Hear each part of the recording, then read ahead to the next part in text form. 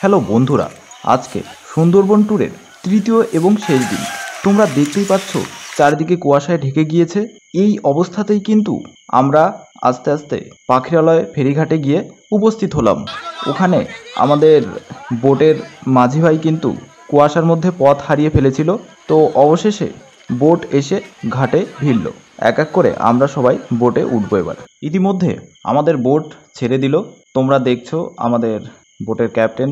তো এখন আমরা যাত্রা করছি সজনেখালি সুন্দরবন টাইগার রিজার্ভের উদ্দেশ্যে। আমাদের মতো অনেকেই কিন্তু এই শীতের দিনে কিন্তু সুন্দরবন ঘুরতে এসছে। তো তোমাদেরকে আমি আমাদের পাশের একটা বোটের যাত্রীদেরকে একটু দেখাচ্ছি। অবশেষে আমরা সজনেখালিতে এসে পৌঁছালাম। এবার আমাদের নামার পালা। নেমে আমরা কি কি দেখলাম তা আমি তোমাদেরকে বিস্তারিতভাবে ঘুরিয়ে দেখাবো। সজনেখালিতে ঢুকেই তোমরা দেখতে পাবে বাঘ দেবতা এবং বনবিবির মন্দির। তো দেবীকে এবং বাঘ দেবতাকে প্রণাম করে আমি পার্কে ঢুকে গেলাম। কিন্তু অন্যান্য ফরেস্টে ওপেন ফরেস্ট বলতে যে অর্থে মানে ভেতরে ঢোকা যায়, এখানে সুন্দরবনে সেরকমভাবে ওপেন একদম ল্যান্ডে নেমে সেই সাফারি কিন্তু সম্ভব নয়, হবেও না। 30 বছরের বাঁচতে পারে। এমনি নর্মাল কচ্ছপগুলো প্রায় আমরা জানি 250 থেকে 300। এখানে অলিভ রিডলে টার্টেল ছিল, সেখান থেকে সংরক্ষণ করে মাত্র দেখে আমরা চলে যাই। এখন তোমরা দেখতে পাচ্ছ বিশাল বড় আকৃতির একটা কচ্ছপ। এই কচ্ছপটি দেখে তোমাদের কেমন লেগেছে তা কিন্তু অবশ্যই কমেন্ট করে জানাবে।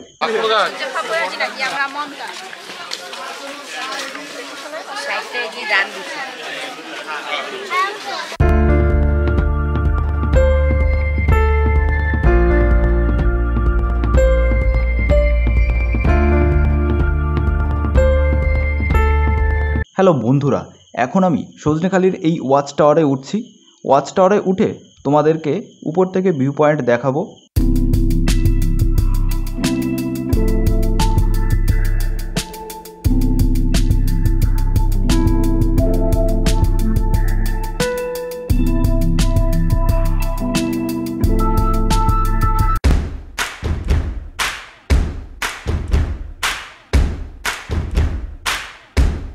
টোটাল সুন্দরবন এরিয়া আছে 26,000 স্কয়ার কিলোমিটার। তো 3টে জোন এখানে ভাগ করা আছে। আমরা যে জোনটা আজকে ঘুরবো এইটা সজনেখালি ওয়াইল্ড লাইফ সেঞ্চুরি জোনের মধ্যে ঘুরবো।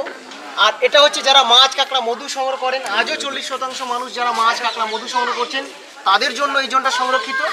আর এই জোনটা হচ্ছে নেতিতপানি থেকে এটা core zone, wild animal living and breeding place. কোনো রকম টুরিস্ট মৎস্যজীবী মধু সংগ্রহ করতে যেতে পারে। এখন তোমরা যেটা দেখছো সেটা হলো শ্বাসমূল, মানে গাছের মূল মাটির উপরে এসে শ্বাস নিচ্ছে। তো বন্ধুরা, তোমাদের সুন্দরবন সফরের তৃতীয় দিন কেমন লাগছে? আমার সঙ্গেই থাকো। লজ্জা আর উঠছে না, এই লজ্জা উঠছে না, পায়ে লজ্জা পেয়ে গেছে। এই চল আমরা হেঁটে যাই। আমরা সব এখন অভয় বোটে উঠছি। আমাদের সজনেখালিতে শুধু খালি খালি দেখালো, 2-4টে স্ট্যাচু দেখালো। আপাতত আমরা আমাদের নিজেদের বোটে উঠছি। সুধন্যখালি বিট এখানকার বিশেষ আকর্ষণ হলো বাঘ দেবতা এবং বনদেবীর মন্দির। এই সুন্দরবনে যারা জেলে কিংবা কাঠ সংগ্রহ করে বা অন্যান্য পেশার মানুষজন কিন্তু হিন্দু হোক বা মুসলিম হোক, তারা বাঘ দেবতা ও মা বনবিবির পুজো দিয়েই জঙ্গলে ঢোকে।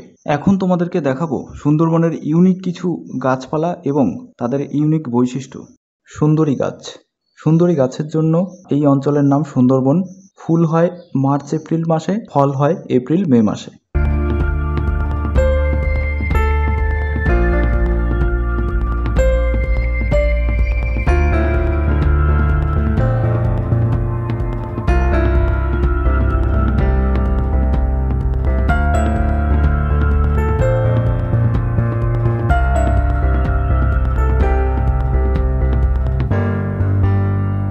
এবার লক্ষ্য করো সুধন্যখালি ওয়াচ টাওয়ারের ওপর থেকে ভিউ পয়েন্টটা কি মনোরম লাগছে। ভালো করে খেয়াল করো তোমরা, এই জায়গায় তোমাদের বারবার আসতে ইচ্ছা করবে, এতটাই সুন্দর লাগছে এই ভিউ পয়েন্ট। সজনেখালিতে ঘোরাঘুরি করে আমরা অবশেষে বোটে এসে উঠলাম। ইতিমধ্যে আমাদের বেশ খিদে পেয়ে গিয়েছিল। তোমরা দেখতেই পাচ্ছ আমাদের কেয়ারটেকার দাদারা কিন্তু খাবার রেডি করছে। লুচি, ঘুগনি এবং একটা করে ডিম। খাবার যথারীতি ভীষণ সুস্বাদু ছিল। আমাদের বোট আবার ছেড়ে দিল। তো আমরা যতই এগোতে থাকছি নদীর জল কিন্তু আরো নীল হতে থাকছে। অবশেষে আমরা দেখতে পেলাম একটা সুন্দর হরিণ কিন্তু চড়ে বেড়াচ্ছে। হরিণটিকে দেখে আমাদের সবার মন বেশ ভালো হয়ে গেল।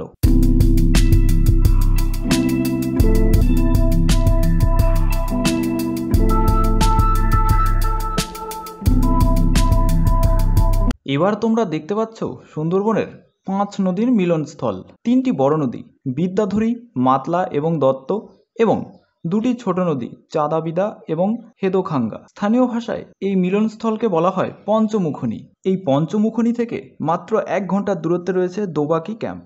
তো চলো তোমাদেরকে পুরো ক্যাম্প ঘুরিয়ে দেখাবো।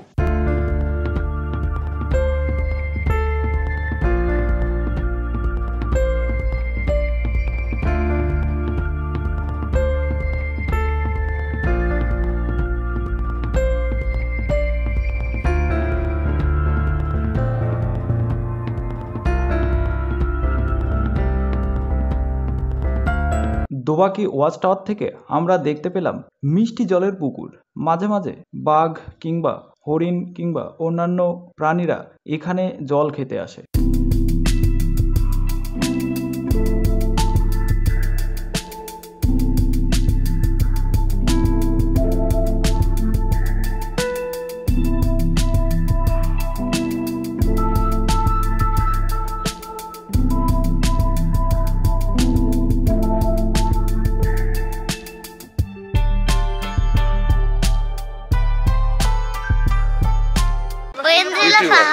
তোমার কেমন লেগেছে এই পার্কে ঘুরে? অনেক ভালো। তুমি কি বাঘ দেখার আশা করছিলে তো নিশ্চয়ই নাকি? বাঘ দেখতে পাইনি বলে কষ্ট হলো। দোবাকি ক্যাম্প থেকে বোটে আসার সঙ্গে সঙ্গেই আমাদের দুপুরের খাবার দিয়ে দেওয়া হলো। দুপুরের মেনুতে ছিল চিকেন কষা, রুই মাছের ঝোল এবং আলু ভাজা আর ডাল। হ্যালো বন্ধুরা, আজকে সুন্দরবন ভ্রমণের শেষ দিন। আজকে লাঞ্চ এখন খাচ্ছি। দেখুন এই লাঞ্চের মেনুতে রয়েছে সাদা ভাত, এটা মাছ আর চিকেন, তার সঙ্গে আলু ভাজা রয়েছে। তো বন্ধুরা আজকে আমি প্রত্যেকটা আইটেম এক এক করে খেয়ে টেস্ট করে আপনাদেরকে জানাবো কেমন হয়েছে খেতে। তো আপনাদেরকে আমি আগেই বলেছি, আগের দুদিন কিন্তু রান্না দুর্দান্ত হয়েছে, সুস্বাদু হয়েছে। তো আজকে আমি খেয়ে বলি। প্রথমে আমি ডালটা খাচ্ছি। ডালটা আমি এই যে মাখিয়ে নিলাম।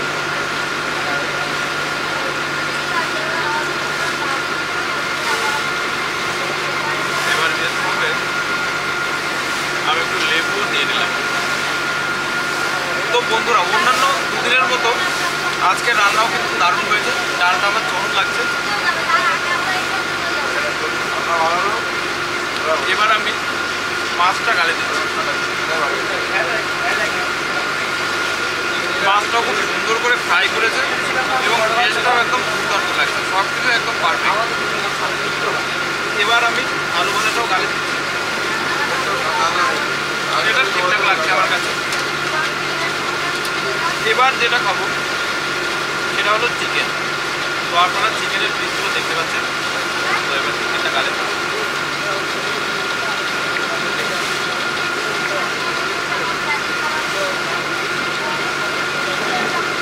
চিকেনটা খুব সুন্দর শেপ হয়েছে এবং এটা টেস্ট করেও কিন্তু আমার বেশ ভালো লাগছে। আর আমি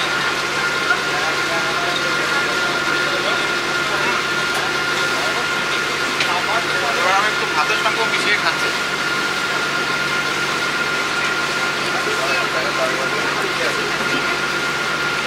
একটু পেঁয়াজও নিয়ে নিচ্ছি।